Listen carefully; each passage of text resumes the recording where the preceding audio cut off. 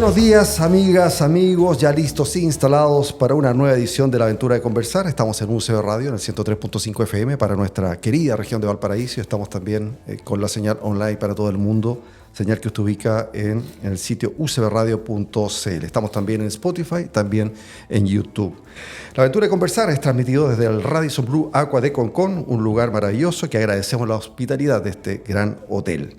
En los controles nos acompaña el señor don David Cifuentes Borges. Que se aplaude, bien. Y en la fotografía nos acompaña ella, la única, Francisca Valentina. Ya, hoy tenemos a un consagrado artista que desde la década de los años 80 nos ha regalado mucha música, muchas canciones que nos han quedado de todas maneras en la memoria emotiva de cada uno. Son 40 años de actividad ya.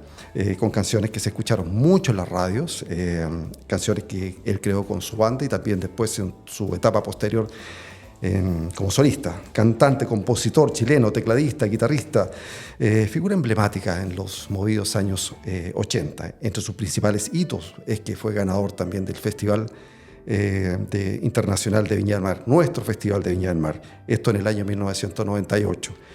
Su agenda está siempre ocupada, por lo tanto agradecemos muchísimo su presencia acá. Yo sé que hay un esfuerzo y lo agradecemos mucho. Bienvenido a La Aventura de Conversar, Álvaro Scaramelli. Finalmente, Marco. Finalmente, porque la verdad es que hemos estado pimponeándonos hace rato. Sí. Y no, claro, efectivamente no se me hacía tan fácil venir, pero ahora coincidimos acá en Viña del Mar. Pero te agradezco mucho porque siempre dejáis la ventana abierta, siempre dejáis la posibilidad de que en algún minuto podía ser. Y eso, créeme que se agradece. Oye, Álvaro, es una figura muy reconocida en el medio, por lo mismo resulta interesante conocer tu historia, que es lo que la gente quiere saber. Saber cómo te iniciaste, de dónde eres.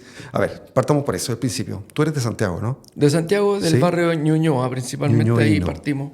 ¿Sí? Mi vida, colegio, infancia, barrio, calle, muy cerca del Estadio Nacional, en barrio residencial Suárez Mujica, que hoy día es un barrio patrimonial. Sí. Bueno, ahí ocurrió mi infancia, una infancia normal, caminando al colegio, tomando agua de la llave de la manguera a la vecina. ¿Cuántos hermanos? Jugando a la pelota. Éramos 3 hermanos, hombres. Y hicimos mucha vida de barrio en esa época.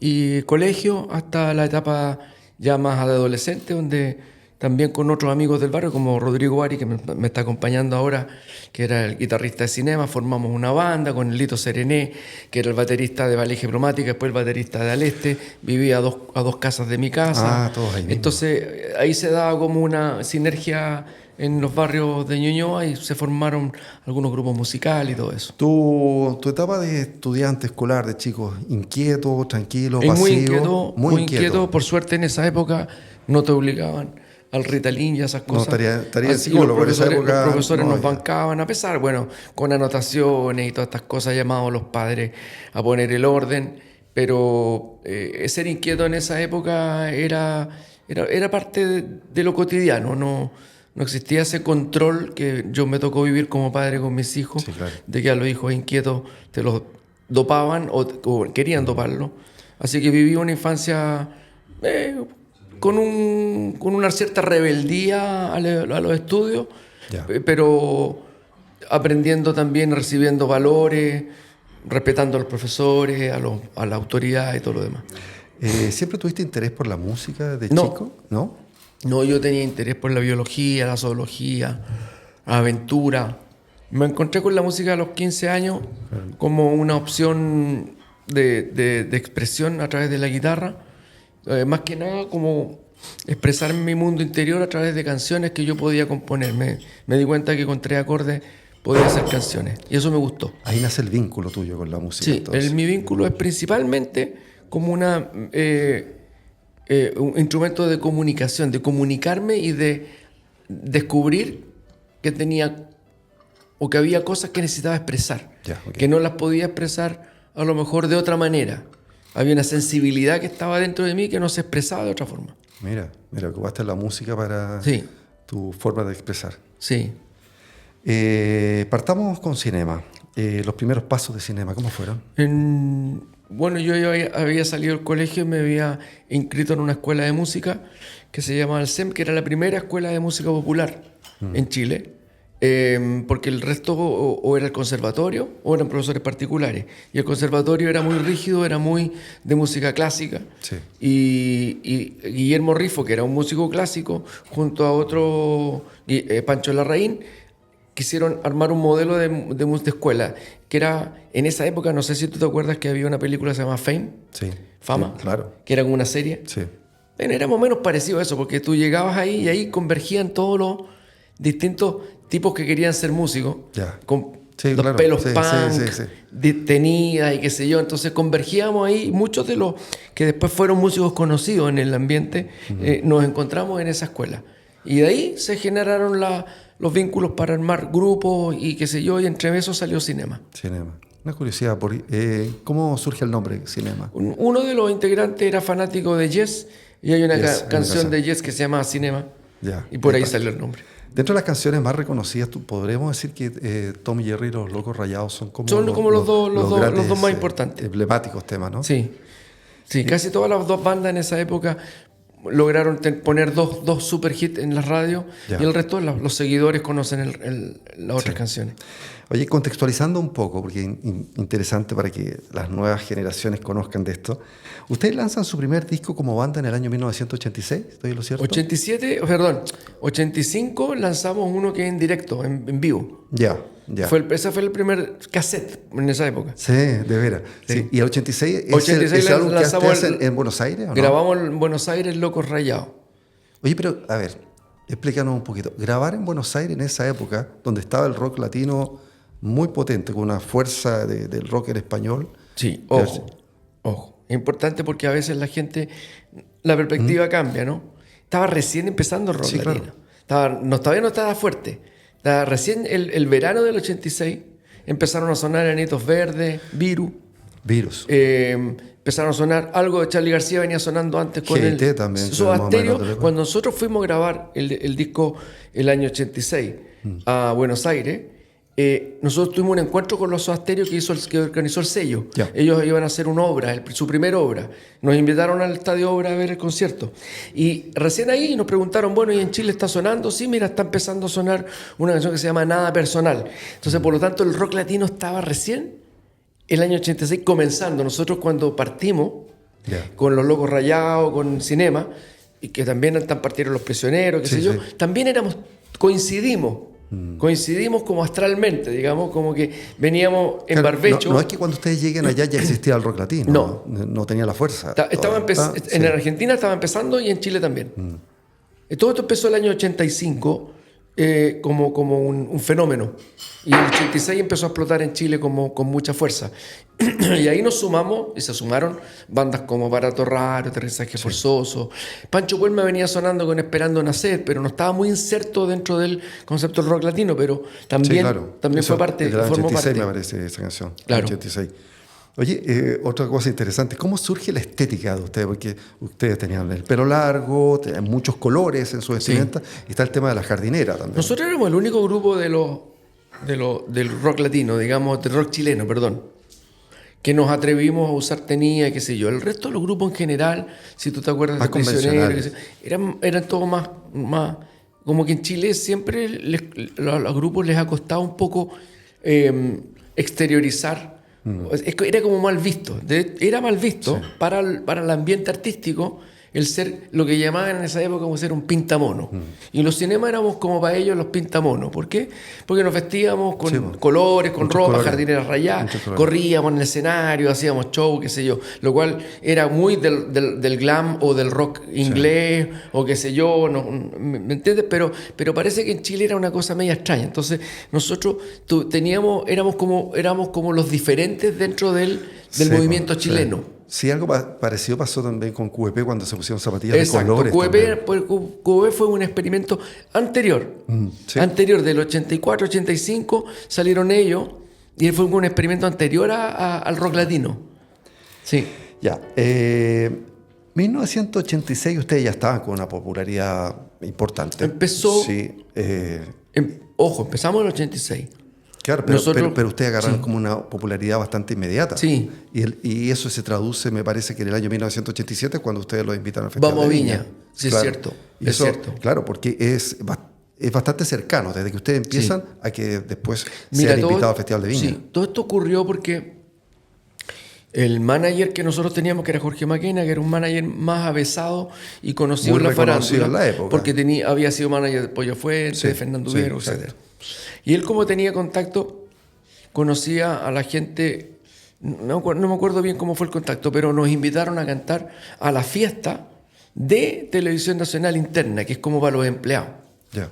Empleados de Televisión Nacional. Ponte tú que esto haya sido en septiembre, una especie de fiesta de empresa. Y ahí nos invitaron. No éramos tan conocidos. Pero como nosotros teníamos un show muy potente y nos movíamos en el escenario, hicimos bailar a todos los que estaban ahí. Entonces, como que de ahí empezó a surgir la idea de que nosotros podíamos estar en el Festival de Viña. Sé que se dio. Sí. Porque podría haber ido quizás otro grupo. Bueno, Los Prisioneros no por un tema no se podía. Estratégico del manager. Carlos Fonseca era muy avesado y sabía que, bueno, no fueron. Y finalmente fuimos nosotros y fue UPA el mismo año. Sí. Bueno, a usted le fue bastante bien. Y me acuerdo que tú, bueno, ahí te mandaste un salto, fíjate, no sé, 3-4 metros, ¿no? 4 metros por lo menos. Y leí por ahí o escuché por ahí que rompiste abajo, ¿no? Sí. Pasaste con una pata Una abajo, pierna pasó por abajo del escenario. Quedaste, pero que, afortunadamente la otra quedó arriba. Sí, afortunadamente hubiera pasado con las dos, hubiese sido... y quizás para dónde hubiese terminado. Pero ahí seguiste esa actuación, pues la seguiste, la continuaste. La continué. Adolorido, ¿no? No todavía, porque la adrenalina te impedía, pero si yo miro el video, que era la última canción. Hay una foto muy buena. Ahí yo en el video me veo como cojeando, pero todavía no sentía el dolor. Pero cuando terminó el festival, ahí empecé a sentir el dolor en la pierna. Sí. Hay una foto, hay una foto que te pillaron justito. Que me toman cuando voy cayendo, se ve el escenario y yo voy como en el medio, se ve la altura. Así como el salto de Charly García a la piscina, más o menos, yo voy ahí como en el aire. Ya, Álvaro, pero a pesar del éxito, a pesar de que desde afuera se veía, no sé, un muy buen futuro, se produce la disolución de Cinema. Me dio como inesperado para quienes los seguíamos a ustedes en ese entonces. Sí, ¿Qué fue pasó? inesperado.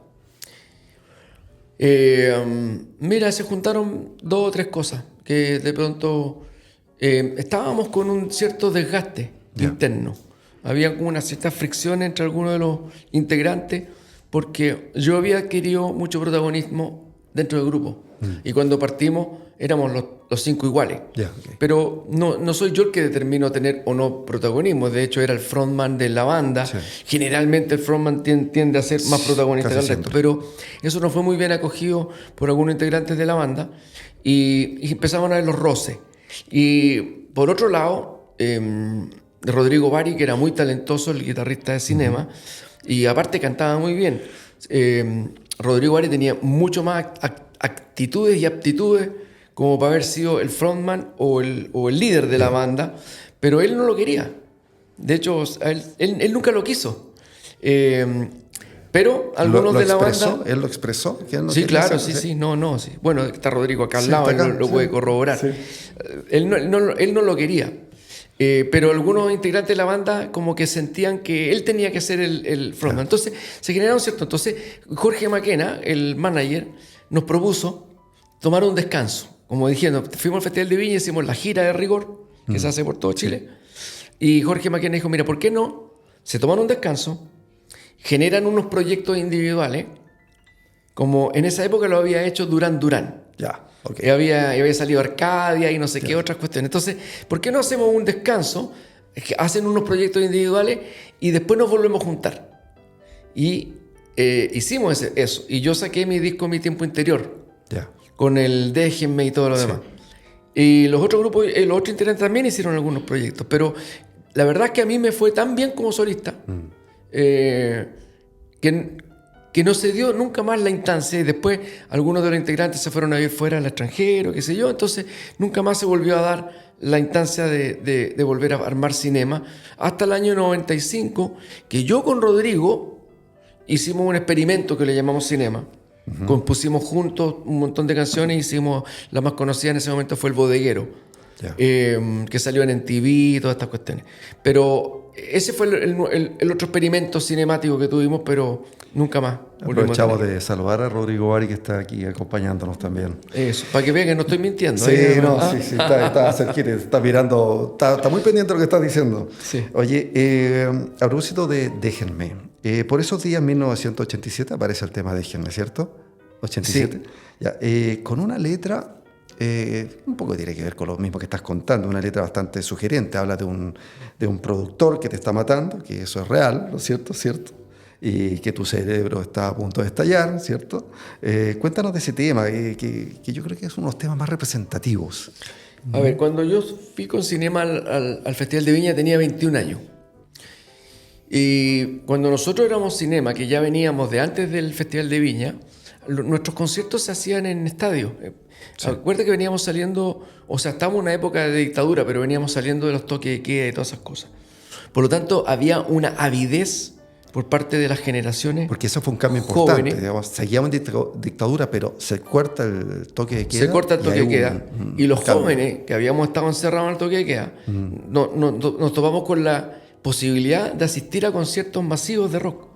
Entonces, cuando nosotros íbamos a Ovalle, La Serena, Arica, Iquique, Antofagasta, los shows no eran con menos de 10.000 personas. No eran con menos de 10.000. Eso era lo normal en cualquier concierto que dábamos, y por lo tanto, los conciertos se daban en estadio o en gimnasio. Era muy, muy acudido de gente. Y eso también para nosotros, que éramos de veinteañeros, de repente salir del subterráneo donde ensayábamos y encontrarnos con que la gente nos seguía. Acuérdate que en esa época salíamos en Magnetoscopio Musical o que en algún programa de televisión, y todo el mundo te veía, así que rápidamente éramos famosos. Bueno, a mí me generó, y después del Festival de Viña sobre todo, algo extraño. Yo me sentí con la necesidad de aislarme, de una necesidad de soledad, una incomprensión del tipo de fama que habíamos logrado. Por lo tanto, el Déjenme era un grito desesperado a estar solo. Como que me estaba molestando esta cosa de ser famoso, de salir a la calle, de qué sé yo, de que también tuviéramos, ¿cómo se llama? Por supuesto, seguidores, pero también detractores, porque también nos gritaban pintamono, o algunos nos gritaban pinochetista, o qué sé yo, por el hecho de hacer música en la época de la dictadura. En fin, empezaron a generar cosas. Yo me fui como al ostracismo y compuse ese disco íntimo que se llamaba Mi Tiempo Interior. Y salí vestido de blanco, y salí con esta canción Déjenme, Eres Tan Diferente, que era muy, muy contrapuesto a lo que había sido Cinema ese mismo año en el Festival de Viña. Sí, muy distinto. Bueno, yo creo que la mayoría que escuchábamos tu música, la mayoría lo interpretamos así, como tú lo estás relatando ahora, que es un poco, tenía que ver algo con tu historia. Escuchemos un poco, ¿no es cierto? Déjenme con Álvaro Scaramelli. Escuchábamos el tema Déjenme de Álvaro Scaramelli, hoy aquí en La Aventura de Conversar. Álvaro, estamos situados en la segunda mitad de los años 80, los movidos años 80. Sí. Y tal como insinúas tú en esta canción Déjenme, tú comienzas a cohabitar, ¿no es cierto?, de manera importante con la fama. En una mirada retrospectiva tuya, ¿cómo viviste esa época? Eres un joven de solo 21, 22 años. 21 años. Por ahí te Cuando grabé el Déjenme tenía 21 todavía. Porque te quiero, mira, antes que me responda, a mí me cuesta imaginar hoy un joven de 21 años haciendo todo lo que tú hiciste en esa época. Hoy los jóvenes de 21 años son distintos a los jóvenes de 21 años en ese entonces. Entonces, es cierto. Me llama la atención Quinta Vergara, shows, canciones, álbumes, 21 años. Sí, es cierto. Es cierto, yo también lo veo con mis hijos y qué sé yo. Sí, sí, yo me adelanté muchísimo quizás. Bueno, que éramos una generación distinta. Era una generación de esfuerzo, oye, grabar música en esa época, había que inventar muchas cosas. Y yo, por ejemplo, ese disco, a diferencia del disco de Cinema, que yo me alimenté mucho del talento de los demás músicos porque hacíamos los arreglos en conjunto. Entonces estábamos ensayando y ensayábamos y le dábamos vueltas y llegaba uno con una idea, llegaba con otro. Por lo tanto, el Tommy Jerry es una mezcla de ideas, de sonoridades, de arreglos, de ritmos, de cosas colectivo. Pero cuando me enfrenté a grabar este disco en solitario, me tuve que hacer cargo de todo yo solo. Yeah. Y yo no tenía el talento para hacerlo completamente, entonces tuve que reinventarme en un montón de cosas para poder hacerme cargo de a grabar los bajos, las cuerdas, los pianos, la batería, el bajo, todo tuve que hacerlo solo, los arreglos completos de ese disco. Y claro, es una sonoridad mucho más minimalista que lo que habíamos logrado con Cinema. Era distinta. Quizás también me ayudó a desprenderme y a generar este nuevo mundo, claro, donde Álvaro Scaramelli se reinventa y me reinvento bien. Claro, porque tenías que desarrollar algo que a lo mejor tú pensabas que no podías desarrollar. A pesar de todo eso, con los años, Cinema y Scaramelli se mixturan. Yeah. Porque mucha gente no logra separar todavía qué es de Scaramelli y qué es de Cinema. Entonces, sí, cuando yo digo musicalmente hablando, todavía en los 80, por ejemplo, el Déjenme, para muchas personas pertenece a Cinema todavía. Y entonces finalmente yo asumo que Cinema siguió viviendo conmigo. Seguí siendo yo un Cinema, seguí siendo un loco rayado. Por lo tanto, todo lo que seguía haciendo, por lo menos hasta el año 93, donde me tuve que reinventar de nuevo, en el año 91, me reinventé de nuevo en el Ramo de Flores, que fue una cuestión romántica, de otra índole. Hasta esa época yo creo que todavía era el loco rayado. Con No estoy en París, Secretos de Velao, canciones que ochenteras, digamos, pero que tenían como el sello quizás, o no el sello, pero tenían el aura del loco rayado de Álvaro Scaramelli y el de Cinema. Y en lo personal, ¿cómo cohabitaste con la fama? No, después me tuve que ir aprendiendo a reconciliar, ¿sí? Aprendiendo a entender. Bueno, igual, con altos y bajos, hubo un momento en que estaba tan saturado, sentí una saturación de mí mismo, de cantar siempre las mismas canciones. Por supuesto que un artista va cantando y va componiendo y haciendo nuevos discos, pero siempre va quedando el peso de las canciones que hiciste antes. Entonces, por mucho que tú quieras mostrar lo nuevo, la gente quiere escuchar lo antiguo. En algún momento sentí el peso de tener que cantar el Déjenme, tener que cantar el Tommy Jerry, qué sé yo, y eso me aburrió en un momento. Y me tomé como unos años sabáticos y dejé de cantar como dos años por lo menos, que me dediqué a producir. Hay que paradojal eso, porque finalmente la gente te pide lo que fueron tus éxitos. Claro, entonces, por eso te digo, pero después de eso yo me tuve que sanar de eso y entender. Tuve que como entender que yo era el Déjenme, yo era el Eres tan diferente, sí, yo era el loco rayado, el Tommy Jerry. O sea, entonces, cuando me sané de eso y volví a las pistas, volví a los escenarios, volví ya sin problema. Hasta el día de hoy, llévame donde queráis, me piden el Tommy Jerry, el Déjenme, lo canto feliz y lo paso bien. Pero hubo un momento en que no logré entender y eso me pesaba. Eso tiene que ver con tu evolución. Ya conversaremos de eso. Álvaro, nos vamos a separar solo un instante. Recordemos que estamos transmitiendo desde el Radisson Blu Aqua de Concón, Hotel y Spa, un oasis de paz y tranquilidad. Contáctese al fonos 32-254-6400 o 32-254-60. Haga su reserva y viva el estilo Radisson. Ya volvemos con la aventura de conversar en UCB Radio. Hoy estamos con Álvaro Scaramelli.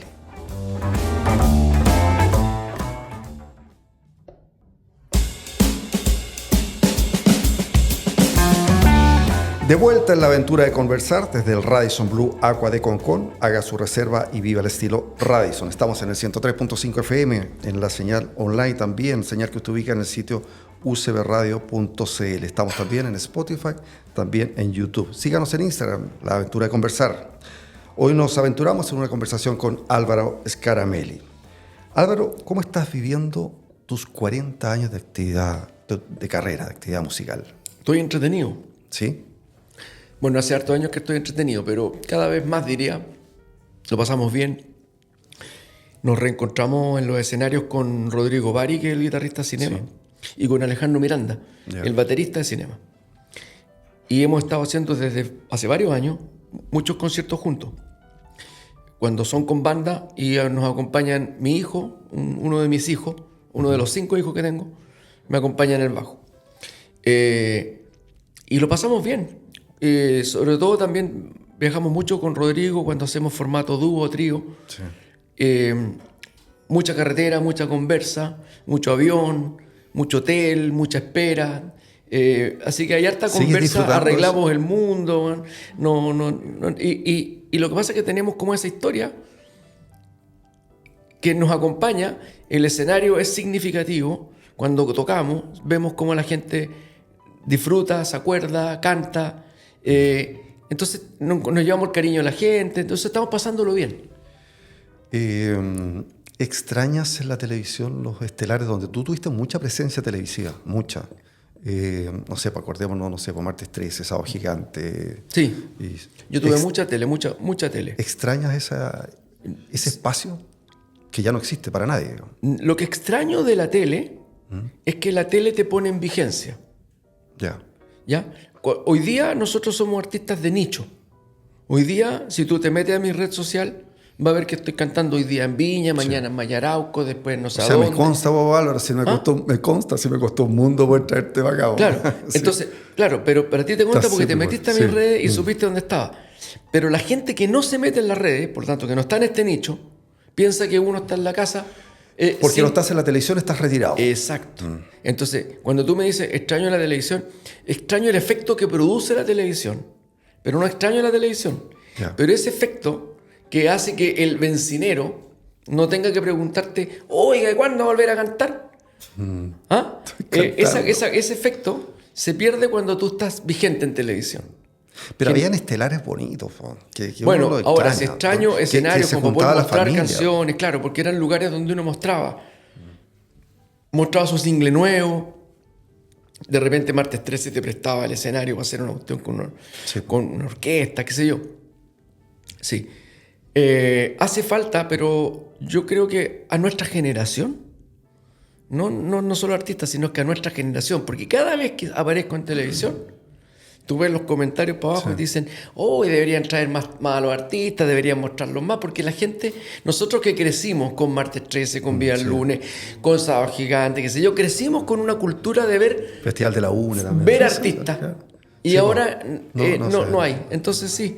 Y cuando yo viajo, que viajo mucho a ver a mi hijo que vive fuera en Italia o qué sé yo, en Europa o qué sé yo, da envidia ver cómo la televisión italiana, donde tú está siempre con artistas en vivo, cantando de toda índole, jóvenes, antiguos. No existe esa cosa que el artista está obsoleto, por el contrario. Mientras más viejo el artista, más querido es. Yo siento mucha admiración por la nueva ola, por ejemplo. Claro. ¿Te has fijado cómo se mantienen vigentes y están con mucha pega recorriendo el país, y a veces todos juntos o por separado?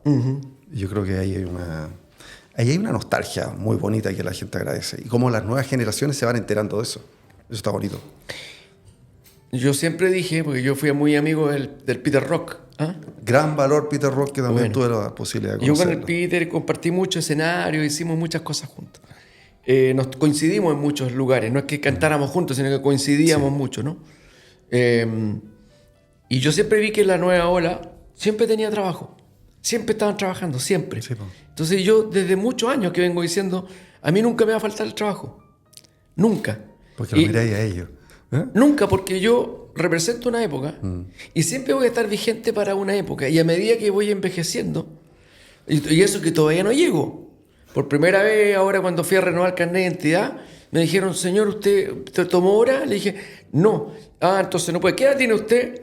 60, porque cumplí recién.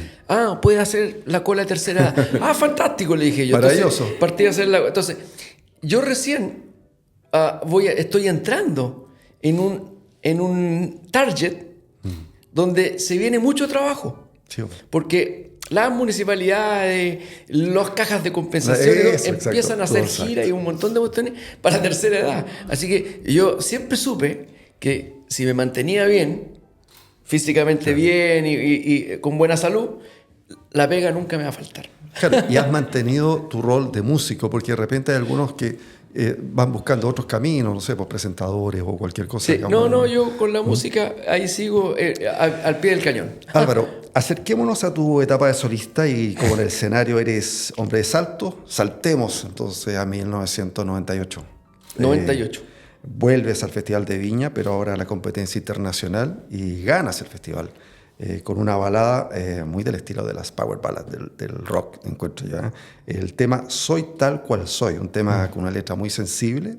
Cuéntanos un poco primero cómo se gesta esta decisión de ir a la competencia. Yo cuando compuse esta canción pensé, esta canción es para Viña. Fui a Tierra del Fuego, me acuerdo, y la canté en Tierra del Fuego. Yeah. Cuando volvía de Tierra del Fuego dije, la voy a inscribir en Viña. Yeah. Pero tenía que grabarla. Yeah.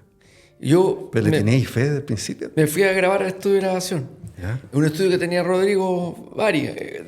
Rodrigo, que nos apareció harto ya. No, en la historia. Fui a grabar al estudio de Rodrigo. Rodrigo puso la guitarra, qué sé yo. Grabé la canción, la saqué. Fue un día sábado en la mañana. Yeah. Partí a Viña, era el último día. Yeah. El último día ya no podía mandarla por correo. Me vine a la Municipalidad de Viña. Llegué a la Municipalidad de Viña, estaban cerrando las rejas. Y le dije, por favor, no cierre porque no, estamos cerrando ya. Es que necesito dejar la canción. Bueno, a ver, páseme el sobre. Fue la última sobre que entró al ¿Cómo se entrega esa canción? ¿Cómo es la forma en que se entrega un tema?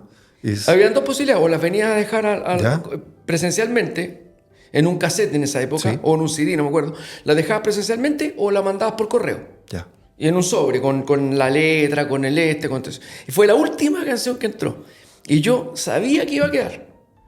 Yo sabía. Y sabía que iba a ganar. Háblanos de la temática de la canción.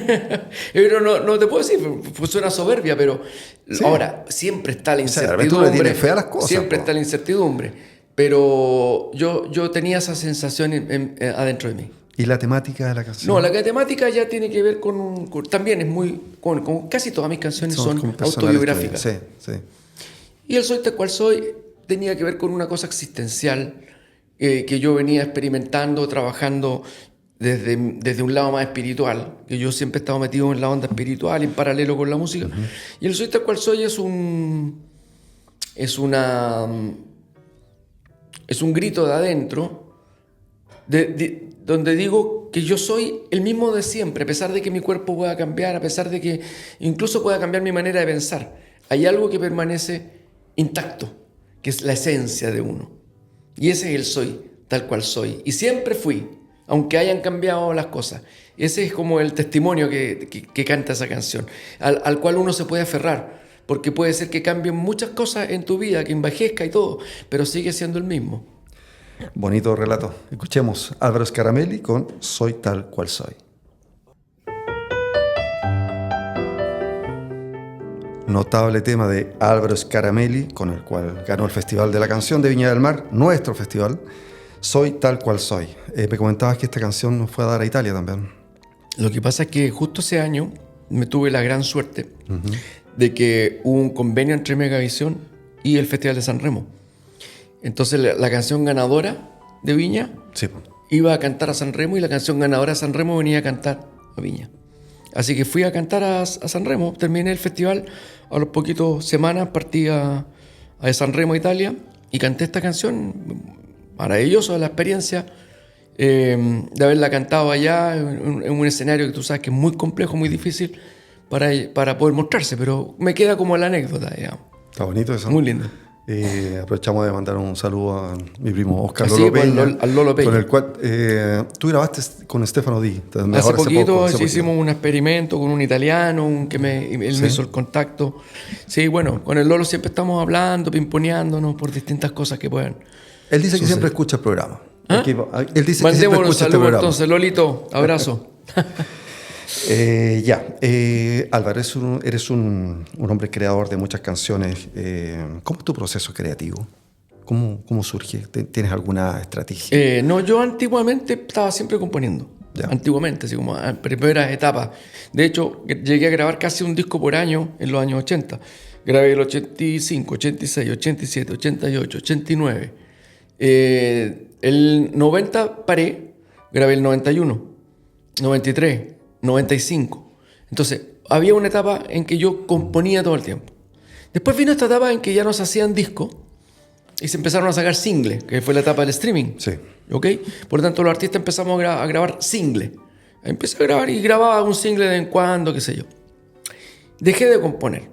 Dejé que en barbecho, digamos, todo mi proceso. Y retomé la idea de hacer un disco para el 2022, que fue el último disco que grabé, el disco Soy. Yeah. Una canción muy linda y yo estoy muy satisfecho. Creo que ese debe ser uno de los discos más lindos que he compuesto en términos de madurez y todo lo demás.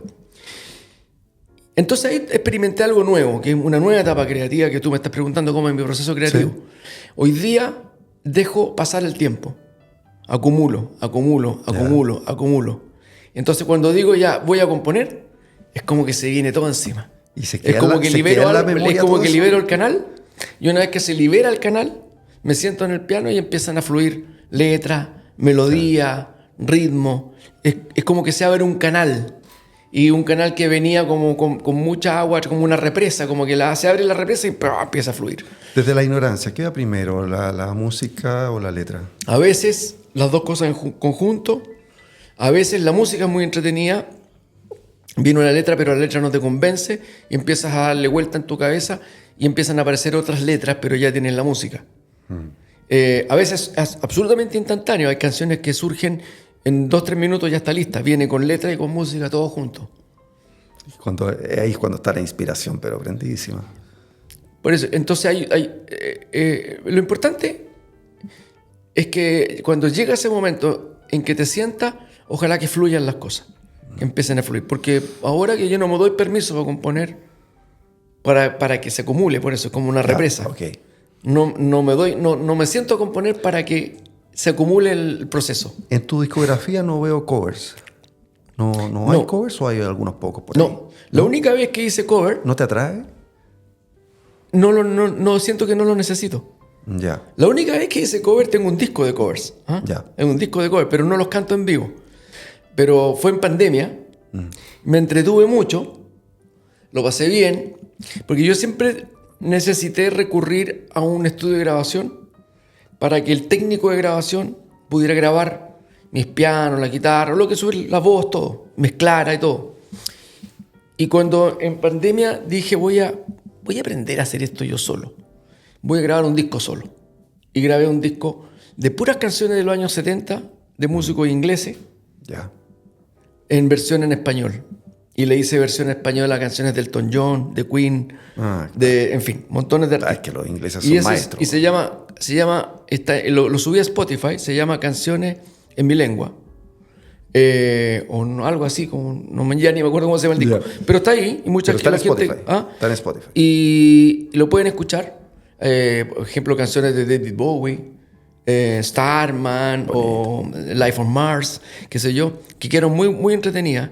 Y ese fue un trabajo que yo hice para aprender a grabarme y mezclar y todo. Yeah. Y lo hice yo solo, completo. Álvaro, el tiempo pasa para todos. ¿Cómo te relacionas tú con el paso de los años? Eres un hombre reflexivo, claramente. Estás ligado a la espiritualidad también. ¿Cómo vas viviendo tú el paso de los años?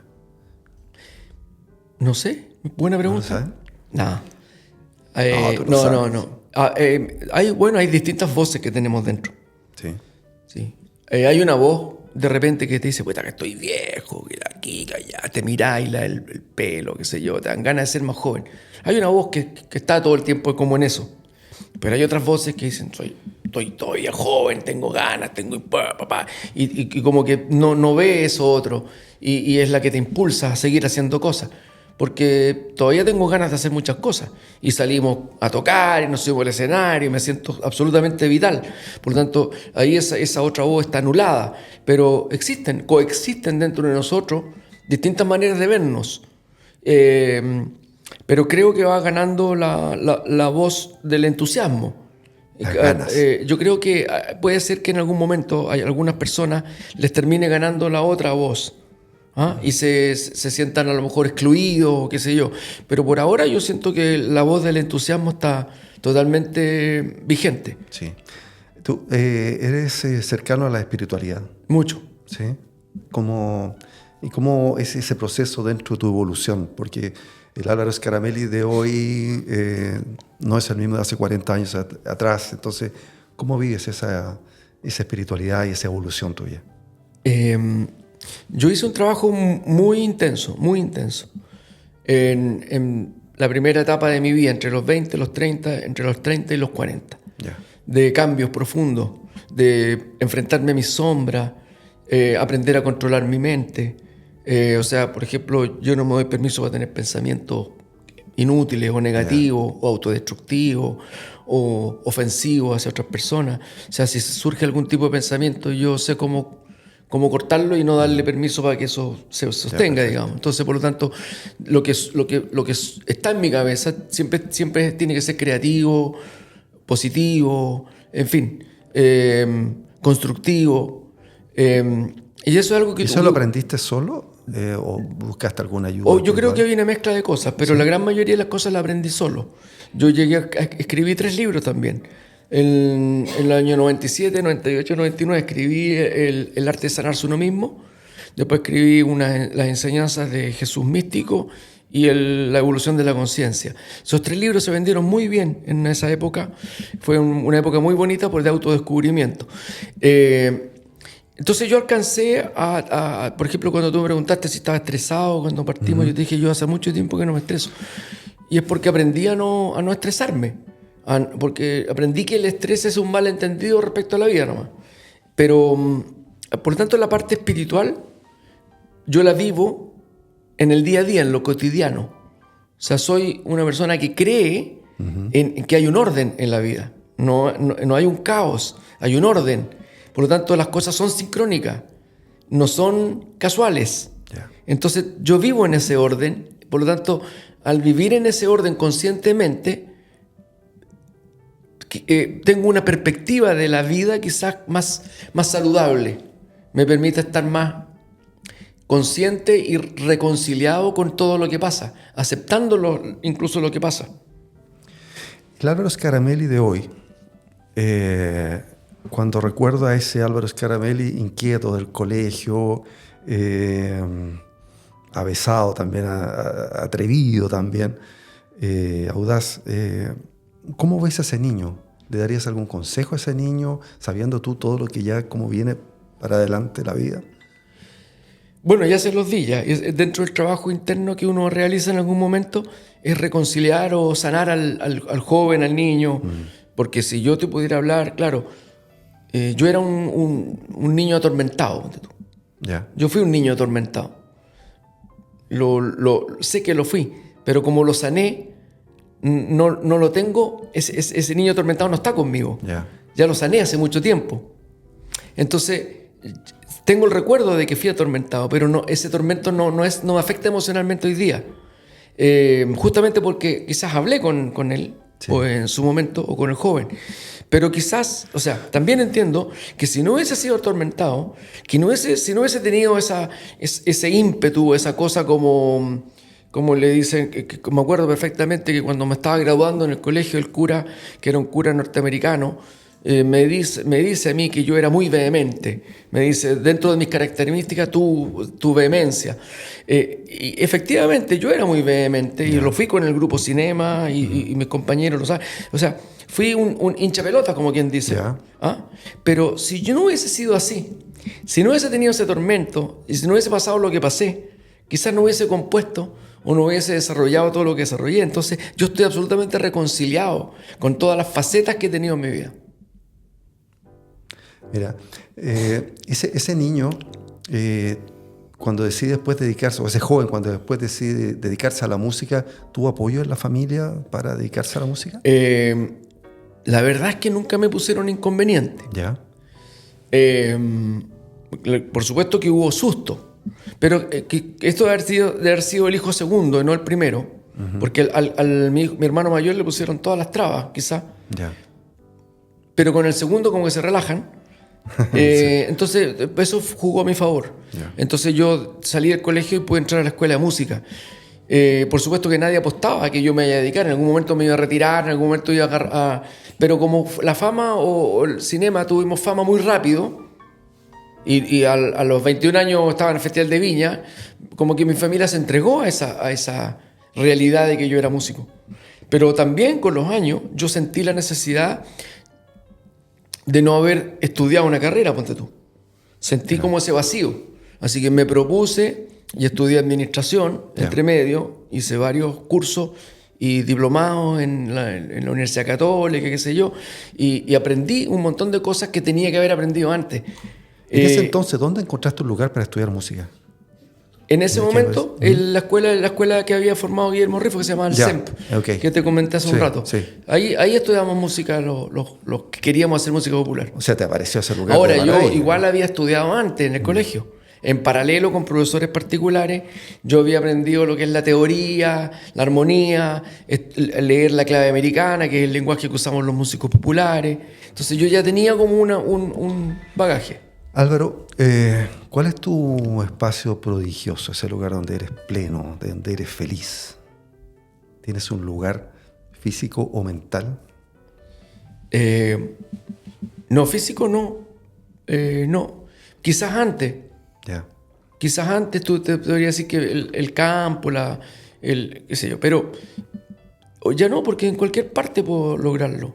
Es que cuando uno está bien con uno mismo... O sea, el espacio prodigioso va contigo a todos lados. Cuando uno está reconciliado con todas sus sombras y con todas sus partes, va el espacio privilegiado, ese espacio va para todos lados contigo. Entonces, no sé, pues ahora estábamos probando sonido enfrente al mar. Entonces, le decía a Rodrigo, mira, qué maravilla, mira dónde estamos, probando sonido y el mar al frente. Entonces, todo es un privilegio. Todo. Esa es la importancia, darle la buena mirada a cada cosa que nos va ocurriendo. Es que siempre es. Sí. Lo que pasa es que no siempre lo observamos, pero siempre es. ¿Cómo es el Álvaro Scaramelli en la cotidianidad? El no artista. Hace la cama, cocina. ¿Cómo es? Yo soy muy inquieto. No soy de estar quieto. No. Si me había echado si me echo en la cama a ver tele, lo paso mal. O sea, yo resisto una película. Pero no resisto más que eso porque me siento que estoy perdiendo el tiempo. O sea, que me voy a tocar el acordeón o me voy arriba a donde tengo el estudio a hacer algo, qué sé yo, siempre estoy haciendo algo. Soy casero, me gusta cocinar, sé cocinar de todo, hago la cama, hago limpio, o sea, todo lo que sea. No soy un... ¿Quieres componer? Recojo las tazas, si es que o sea, soy casero. El círculo íntimo de... ¿Quiénes lo componen? Con mi señora, con mi mujer, que es mi segunda mujer. Yo tuve 3 hijos con una primera mujer, que son mis 3 hijos mayores. Después me separé y tuve 2 hijos más con mi segunda mujer, que ya tenemos 26 años juntos. Y hay uno que destaca en el handball. Hay uno que juega en Europa. En Italia, ¿no? Sí. Bueno, ya los 3 hombres, los 3 viven sus vidas, son absolutamente independientes. Solamente me queda mi hija, que está estudiando todavía, y con eso ya estoy por sacar la pega de los 5 hijos. Álvaro, nos pilló la hora. Como siempre. Siempre hay poco tiempo para hablar. Sí, siempre hay que darse más tiempo a conversar. Sí. Y aquí el sonidista me hace unas señitas por ahí.